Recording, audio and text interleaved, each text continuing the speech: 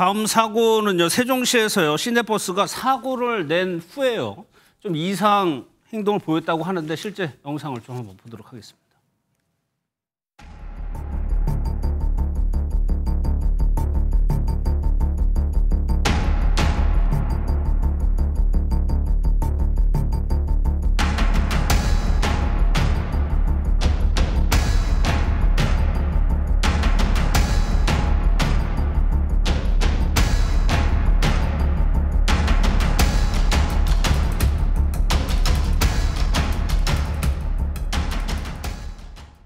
김준일 아나운서, 저 영상을 보면 교차로 같은데 지금 버스가 지금 앞차를 그냥 밀고 가는 거죠, 지금? 맞습니다. 이 영상은 영상 자체로만 봐선 아무리 봐도 이해가 되지 않는 이상한 상황입니다. 지난달 16일 세종시 한 도로에서 있었던 일인데요. 60대 남성이 몰던 시내버스가 앞에 정차 중이던 SUV를 들이받고 그대로 이 차를 밀면서 쭉 진행을 하는 모습입니다.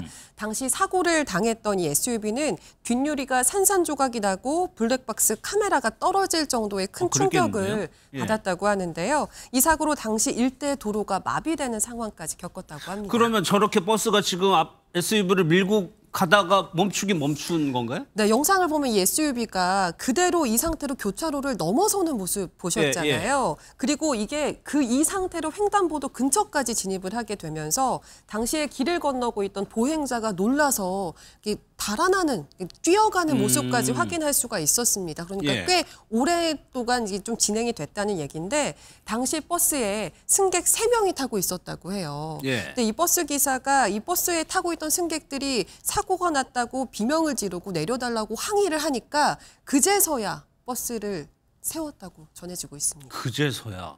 그러면 일단 양 변호사님, 저 추돌이 강하지는 않지만 그래도 약하지는 않거든요. 부상당한 사람은 없었나요?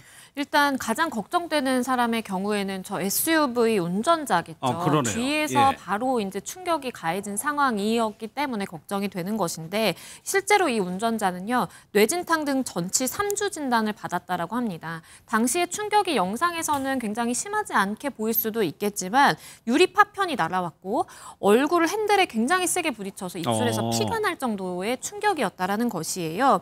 SUV 운전자가 사실은 이렇게 충돌이 발생하게 되면 뭐 멈춘다라든지 운전자가 내려서 확인을 한다라든지 이런 것들이 있어야만 하고 그것을 기대하는데 계속 본인의 차량을 밀고 이렇게 가다 보니까 다른 옆쪽으로 이렇게 핸들을 틀면서 도로가를 빠져나올 수밖에 없었다라고 전해지고요.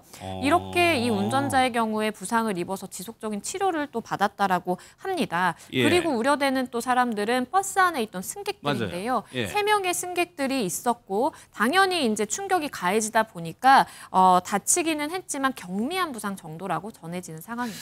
사실 교차로에서 저렇게 정차했는데 뒤에 오던 버스가 멈추지 않을 거라고 예상할 수가 없죠. 그러다 보니까 놀랐으니까 부상이 생길 수도 있을 것 같아요. 그렇다면 서 변호사님, 저 버스기사 운전자는 왜 저렇게 했다는 거예요?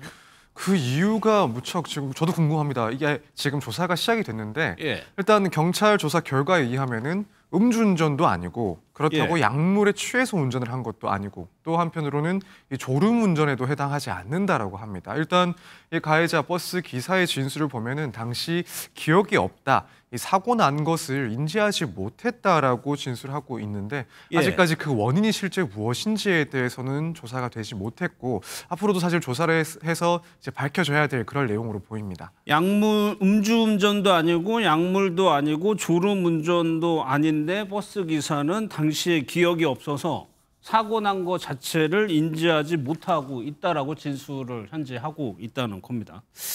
이게 경찰에서 그럼 이 문제를 어떻게 처리를 하냐 보니까 결국에는 뺑소니 혐의가 적용이 되는 건가요? 네, 그렇습니다. 일단 이런 사고가 발생했는데 어떠한 조치를 취하지 않았다. 예를 들면 사상자를 구호하지 않거나 혹은 자신의 인적 사항을 제공하지 않았다라고 한다면 우선은 사고 미조치로 처벌이 될 수가 있는데 지금 이 사건 같은 경우에는 이제 상해까지도 발생한 것으로 보입니다. 이 상해까지 발생한 사고 현장에서 이탈을 했기 때문에 결국 이제 특가법상 가중 처벌되는 도주 차량 운전에 해당할 수가 있습니다. 이렇게 되면 더욱더 엄중하게 처벌을 하게 되는데 이런 상해가 발생한 도주 사건이다라고 하면 최소한 1년 이상의 유기징역에 처하거나 혹은 500만 원에서 3천만 원까지의 벌금을 처벌받을 수가 있습니다. 그러니까 저게 차량을 추돌하고 도망가지는 않았지만 그냥 조치를 안 하고 이탈을 한 점 때문에 뺑소니가 되는 거예요. 네, 그렇습니다. 사실 이제 그게 도주인지 아닌지 여기에 대해서도 경찰은 조사를 할 건데 일단 현장에서 이탈했다라고 평가를 받을 수 있는 정도로 움직였다라고 한다면 예. 그런 내용들은 이제 도주로 또 평가를 받을 수가 있어서 더욱 가중 처벌을 받을 수가 있습니다. 일단은 이제 뺑소니 혐의가 돼요. 그런데 김유진 아나운서 이런 일이 꽤 자주 일어난다면서요? 맞습니다. 지난 5월 춘천에서는 이런 일도 있었더라고요. 간크게 경찰서 앞에서 뺑소니 사고를 냈던 30대 남성이 붙잡힌 건데요. 경찰서 앞에서요? 네, 이 남성이 불법 유턴을 하다가 택시를 들이받았는데 그대로 구호 조치를 안 하고 그냥 도망을 간 거예요. 그러니까 이 택시 운전자가 차량 밖으로 나와서 저 차 좀 잡아주세요 이렇게 외치니까 때마침 퇴근을 하던 경찰관이 이 모습을 목격을 하고 바로 추적에 나서면서 예. 결국 이 운전자를 현장에서 검거할 수 있었다고 전해집니다.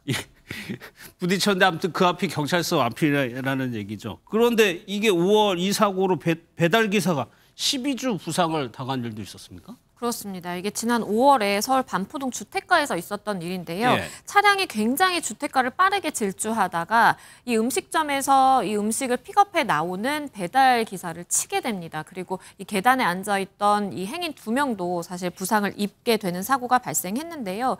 이 직후에 운전자가 차량을 버리고 도망쳤다가 20분 만에 검거가 되는 일도 있었습니다. 예. 당연히 음주 측정을 해봤겠죠. 도주를 하는 상황이다 보니까 알고 보니까 면허 취소 수준의 만취 상태였다라고 지금 전해지고요. 예. 배달 기사는 급하게 병원으로 이송이 됐는데 언급해 주신 것처럼 전치 12주가 나왔어요. 아무런 정말 기대라든지 예측이 불가능한 그런 상황에서 급격하게 빠른 속도로 달리는 차량에 치이다 보니까 굉장히 부상이 골절상이 심각했습니다. 사실 뺑소니라는 게 부상자를 놔두고 그냥 간 거일 수도 있기 때문에 좀 처벌이 강할 것 같은데 의외로 솜방망이 처벌이라는 지적도 있더라고요. 네, 그러다 보니까 이제 최근에는 또 법원에서 이런 양형 기준을 조금 더 넓게 설정하는 그런 일도 있었습니다. 그래서 2023년에 이런 양형 기준이 상당히 좀 강화가 되긴 했습니다. 뭐 예를 들면은 피해자가 사망하는 사고가 발생을 했는데 이 피해자를 다른 곳에 유기를 하고 도주를 했다. 그러면은 원래는 이제 10년 정도의 처벌을 가했지만 12년으로 이렇게 상향을 하는 등 이렇게 구체적인 사안에 따라서 과거에 비해서는 보다 엄중하게 처벌하는 기준을 또 제시를 하고 있는 상황입니다. 알겠습니다.